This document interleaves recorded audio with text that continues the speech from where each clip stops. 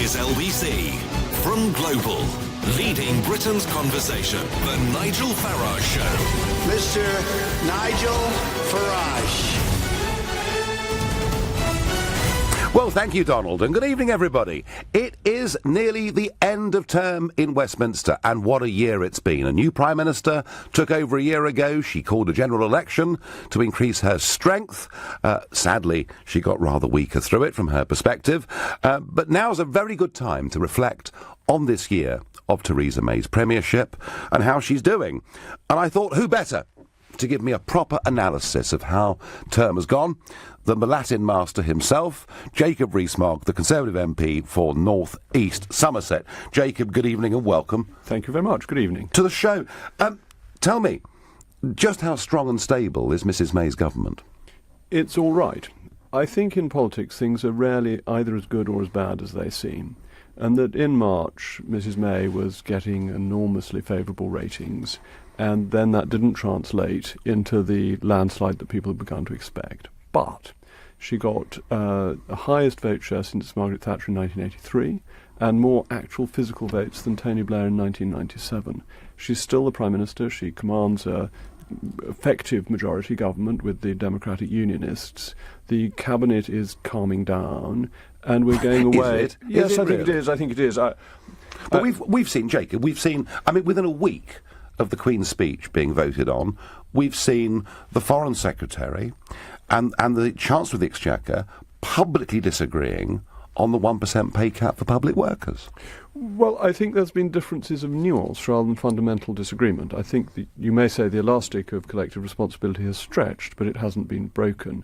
That around the pay cap, there are some areas where people have done better than others, that there have been pay increments, there have been grade increments, and that has meant that people haven't just been receiving the 1% pay, and that there is some flexibility within that. And the Chancellor is quite rightly emphasising the general point that we have to live within our means. So I think because it was a febrile atmosphere, minor disagreements got blown into an unwinding of cabinet government, and I think that was an overstatement. And certainly we're not living within our means, are we? Because we're still borrowing £50 billion plus every single year.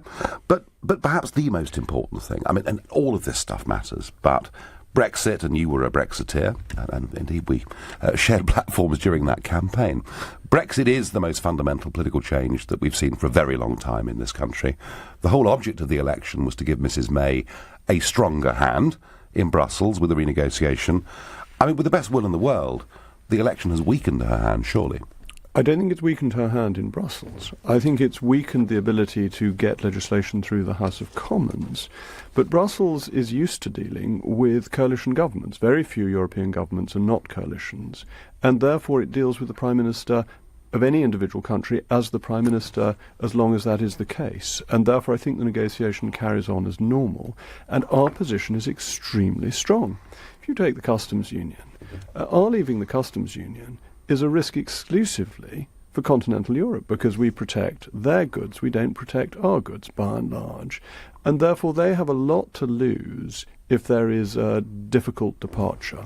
And we have a marginal amount to gain from an orderly departure. So our position is pretty strong. We should emphasise that. I think we have been so negative about our own position, and we've assumed that when the EU says it wants to negotiate in a particular way, or the order of negotiations, that's holy writ, and we must just bow down and obey. Well, but you could argue that we are, Jacob, because actually, if you looked at what happened this week, Monsieur Barnier seemed to be very much in charge. He set the terms upon which we negotiate, which have to be agreed before we even discuss a free trade deal, and we're going along with that. Well, but we're not. That, as you may have noticed, we've already discussed trade to some degree, because trade is essential to Ireland. You can't discuss Ireland without discussing trade, and Ireland has come in the first round. And they're expecting us to set out what we intend to give them in terms of money. And we've said, no, you prove it. Show us what we actually owe you. Come up with some figures. And that's very difficult for them, because our strict legal obligations, as you know very well, are nil. Article 50 makes it clear that once we've left, all obligations cease. That's absolutely right. So we have a very strong negotiating position in legal terms. Whether we want to give them some money to achieve favourable terms in other ways is a negotiating matter, but the legal starting point is incredibly strong. Now, I understand that completely, and yet, look at what Monsieur Barnier has done in the course of the last couple of weeks. He had Jeremy Corbyn to see him, he had Nicola Sturgeon to see him, he had Carwyn Jones, the First Minister of Wales, to see him. So at the same time, we're being told we're not allowed to negotiate directly with any member state government. We're not allowed to negotiate trade with any other part of the world. And yet here he is negotiating with other party leaders. I mean, do you think Monsieur Barnier is playing with a straight bat? Well, I very much doubt he's a cricketer. And if he is, he plays French cricket, which is a rather mutated version of the real thing. But it's very interesting that The Times has a piece today by a senior German politician saying that he thinks Mr. Barnier wants to punish us and that this is really bad news for the EU and that that's beginning to show splits.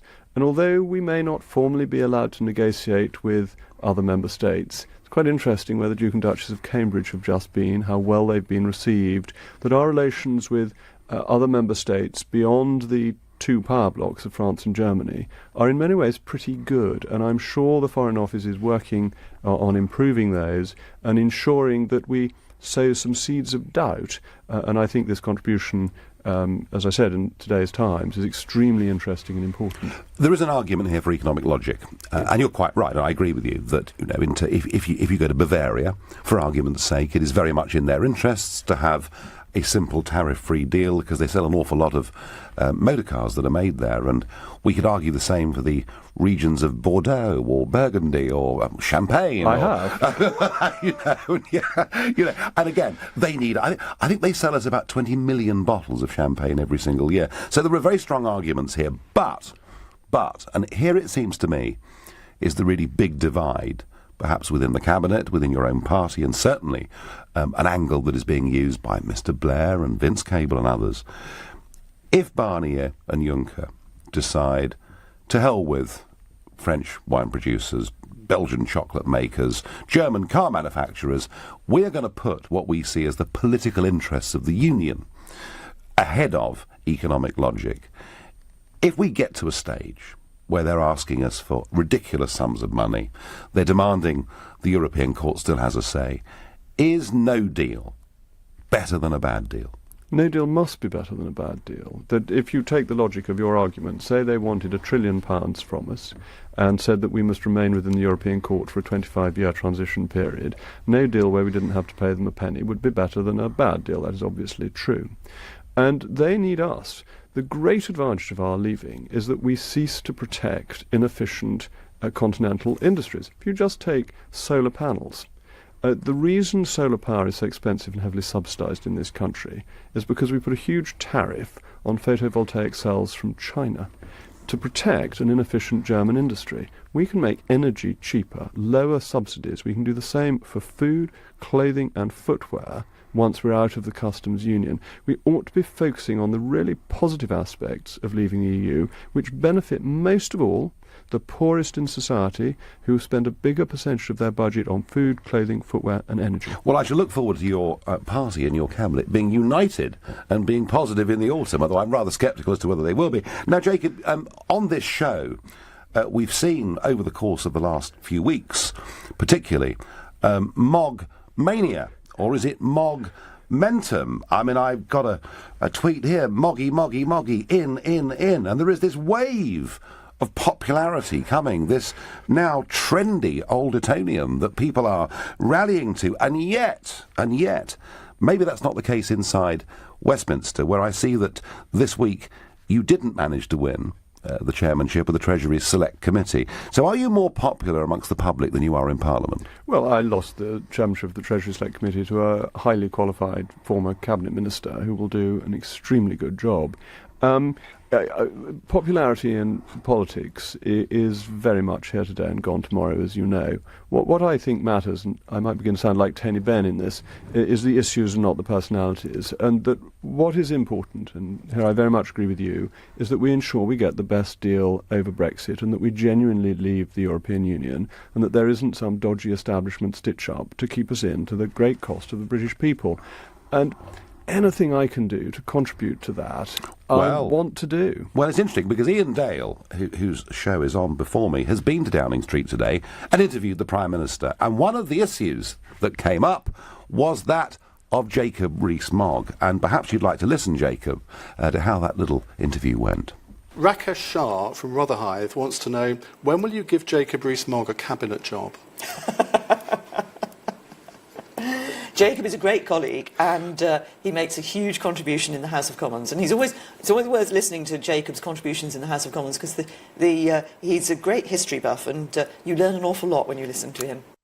That was the most nervous, prolonged laugh I've heard her utter since she was asked in the election campaign whether she thought Nigel Farage should go to the House of Lords. I mean, Jacob, they don't want you, do they? In high command of the Tory party, do not want you in a senior position. Well, I mean, the Prime Minister has just been asked that question and has given her answer. And I'm a huge admirer of the Prime Minister's. I want her to stay in office. I back her very strongly. We need stability. We need a period of calm. We've had some very exciting summers over the last few years, and I think we need a calmer, cooler summer, regardless of the temperature outside. The Prime Minister, as you know, is not a particularly fit or well woman, and she has a condition that she has to deal with.